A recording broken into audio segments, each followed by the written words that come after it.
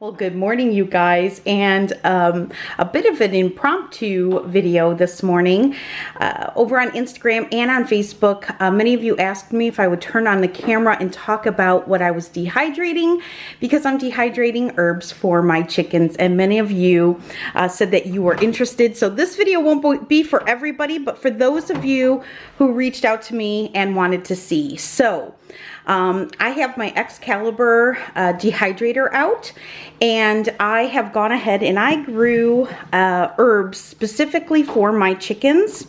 I grew catnip, echinacea, peppermint, bee balm, and lemon balm. So that is what's in here, along with a half a dozen pink roses that I grabbed actually from Aldi at the checkout. Once in a while you'll get a few pieces that come out of your dehydrator, but that's no big deal. So I went ahead and threw all of these in, and I have been dehydrating them slowly up on your Excalibur dehydrator. Herbs, as you see here, gets dehydrated at 105. So that's what I've been doing, and I just set them overnight and let them dehydrate. And so now I am ready to make a mix for them. What I am making are nesting herbs. So these herbs will go in the nesting boxes for my chickens so that they can enjoy. And these are the two books that I just want to direct you guys to. They are both by Lisa Steele. The first one is Fresh Eggs Daily, where she goes on page 40, talks about herbs and different health benefits for your chickens. Also, she has a book called Gardening with Chickens, and it's through both of these books that I really learned about the use of herbs with your chickens and dehydrating herbs for them.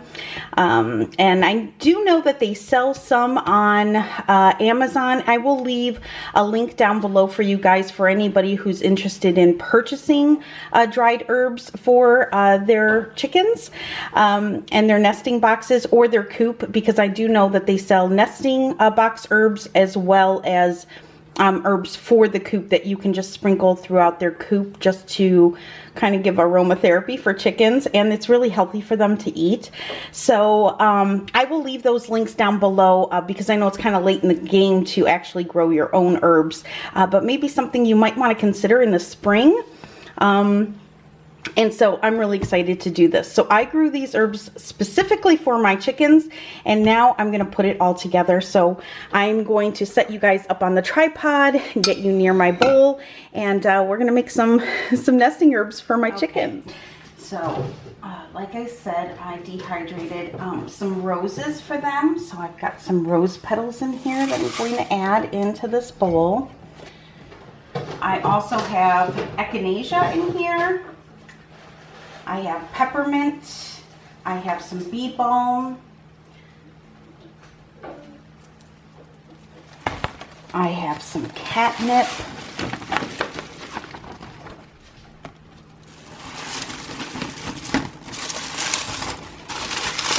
okay, and then just very gently with my hands, I'm just going to go ahead and break these herbs up. I don't want to make them too small, so I don't want to put them in a chopper.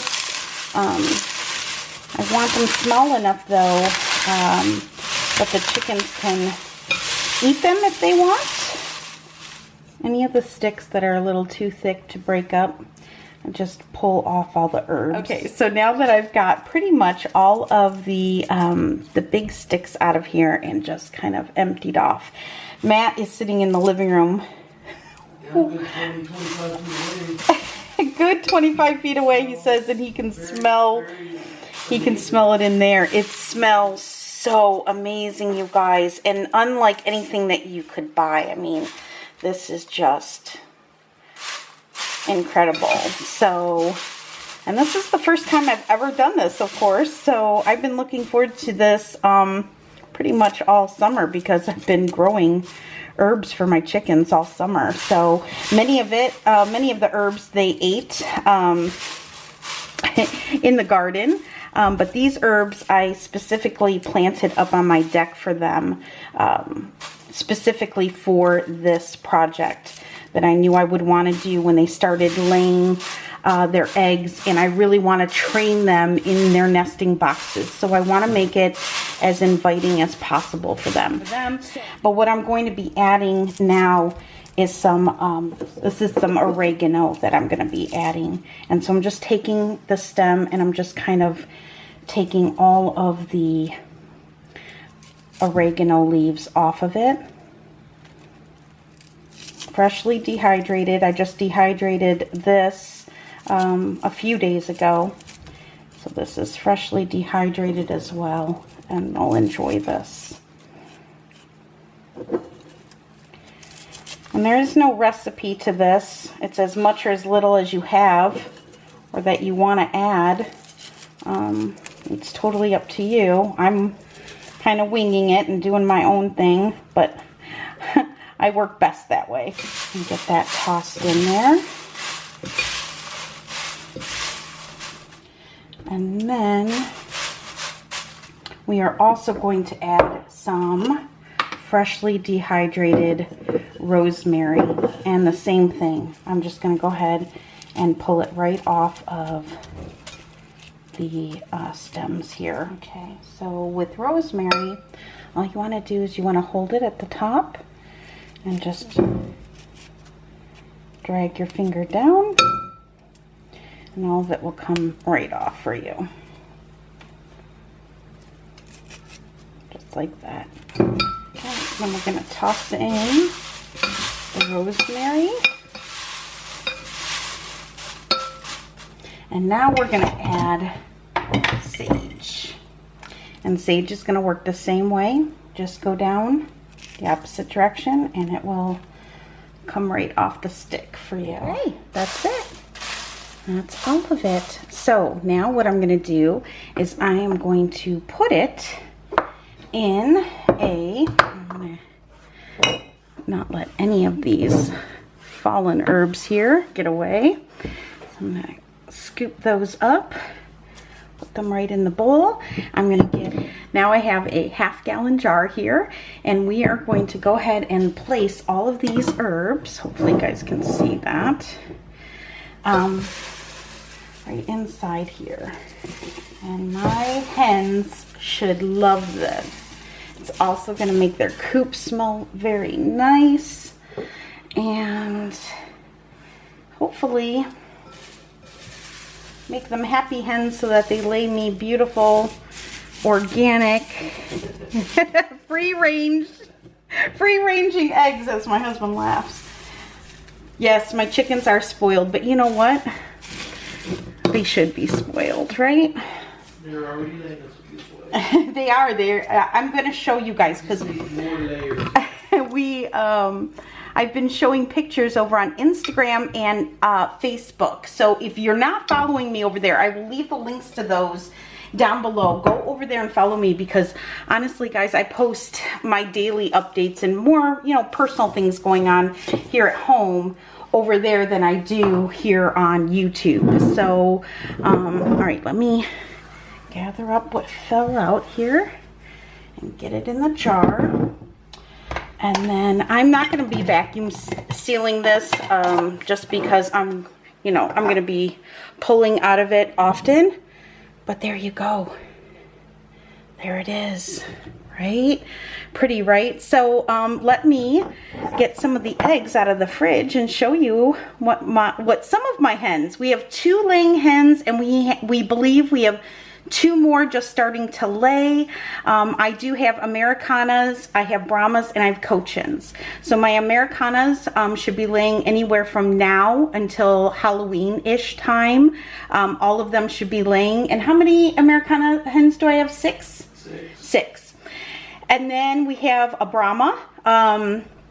She will be laying around Thanksgiving time. And then I have my Cochins, which will be laying around Christmas time to New Year's. So I have late bloomers, but I chose these breeds specifically because they could tolerate the harsh winters that we have up here in northern lower Michigan. So, all right, let me show you the eggs. Okay, this is what we have right now in the fridge. They haven't laid yet this morning, so But check this one out. That is from my lady Penelope. That is a doozy. That is one of the biggest eggs I've seen. Most of them are, you know, in the a little bit smaller range, but you know, they're young and they're just starting to lay. They've been laying for about 2 weeks. Lady Penelope and Edna have. We've got 2 more, like I said, that we believe are starting to lay. I think it's Peanut and Bocephus. So, but I'm not sure yet. It's hard to catch them in the coop while they're laying. So, but my Americanas, as you can see, give me, I don't know if it's even picking up, they're a beautiful shade of bluish green eggs. My Brahma will give me brown eggs, and my Cochins will give me like a cream colored light brown egg. So super exciting, you guys. So I'm gonna take you guys out. You can see the chickens. I'll give you a little update, and we'll put some of this goodness in their nesting boxes. Before I take you outside, I just wanted to make mention, because I don't know if I mentioned that all of the herbs that I used in here are organic except for the roses.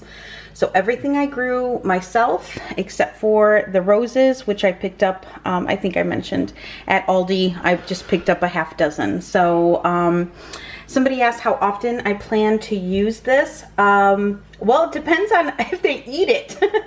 So right now, because I only have 2 girls laying and 2 more that are just starting to lay, only one of them, Miss Penelope, is using a nesting box right now. So yeah, I'm gonna add this to all 5 nesting boxes, but really only 1 is being occupied as of now. So depending on how often she eats it or how often I have to clean out her nesting box, will depend on how often I add this. But this is just a treat for them, and I really want to get them used to going in those boxes, get in there, lay the eggs there instead of on the ground. And yeah, and the shelf, and make them want to go in those nesting boxes. So that's the goal with this. All right, let's go outside, and we'll say hi to the chickens, and we'll add some of this to the nesting box. Good morning, boys. Good morning. I know many of you have asked how the guineas were doing. Careful, I don't know if I put the lid back on that straight. They're doing great. They are about 6 weeks younger than the chickens, so they're still babies, but they are like the mafia, man. They're security. They are loyal, and they stick by your side every time you're out here. And I don't know if I showed this or not. Okay, so you guys last saw our chicken coop and our chicken run. Since then, we have added, how big is this yard again, honey? So 25 by 50 by 25 by 15. So I'm going to take you just around the side here so you guys can see. We did have some issues with them free ranging with predators. We did lose 3 of our hens. And so this was our happy solution. We wanted free ranging hens. It's just healthier for them to free range, and it's good for their spirit. And you know, when they're stuck in the run, you can tell that they get very, I don't know, it's kind of like chicken depression. They just, when they were in there for like a week, they were sad. Yeah. So they love free ranging, but I need to keep them safe.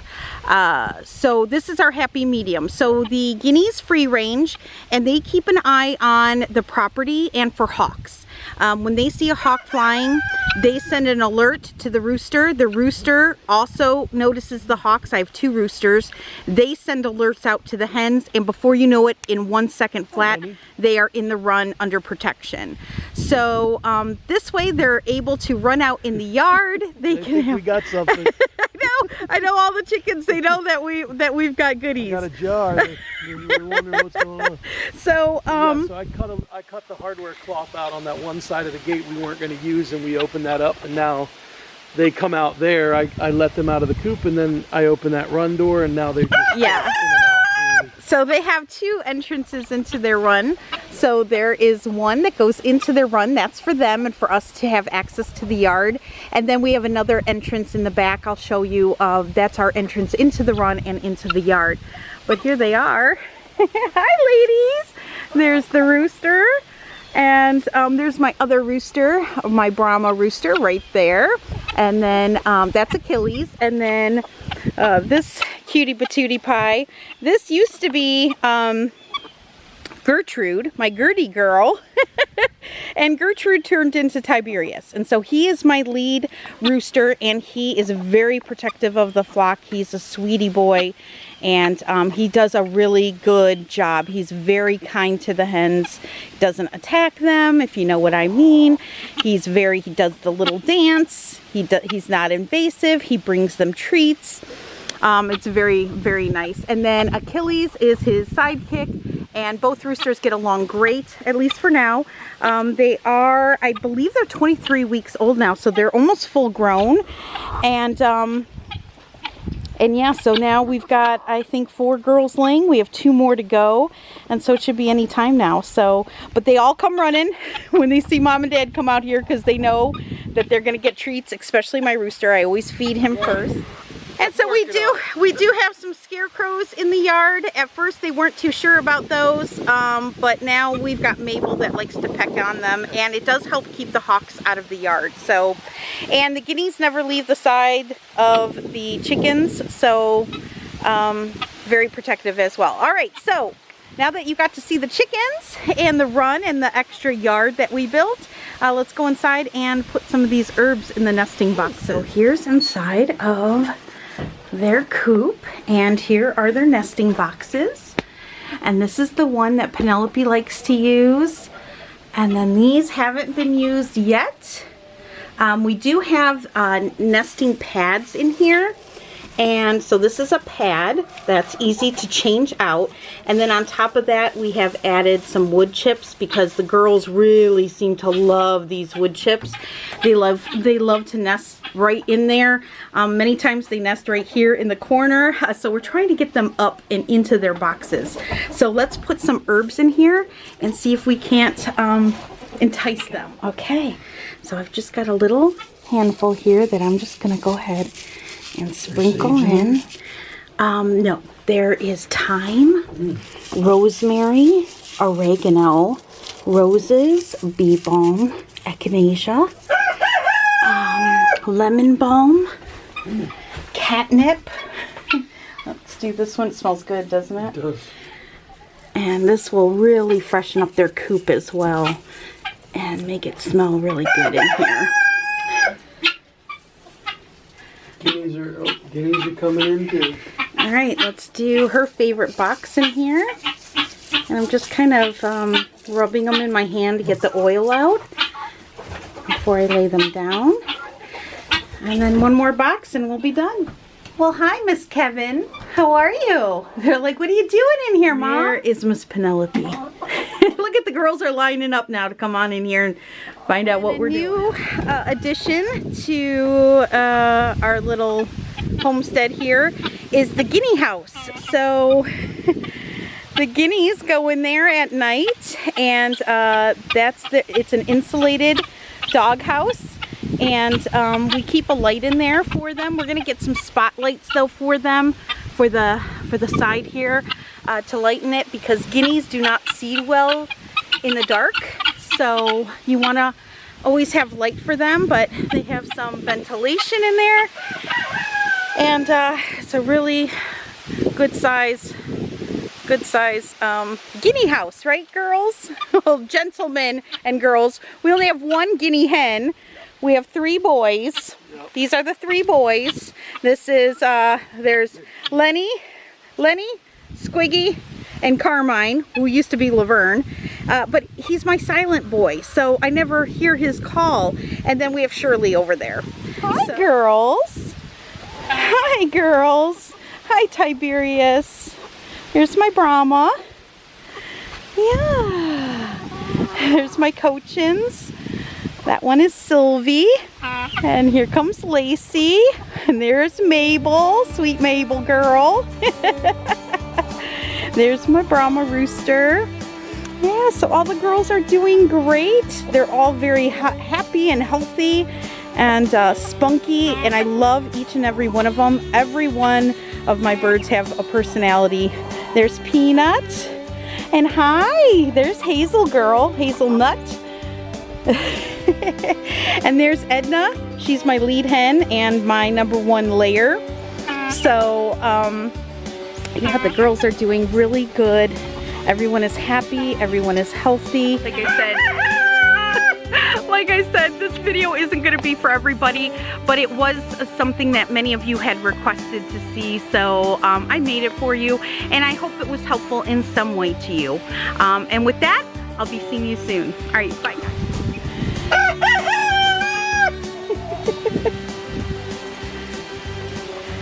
Here comes Daddy. Here comes Daddy with the goodies. Oh, they're all coming.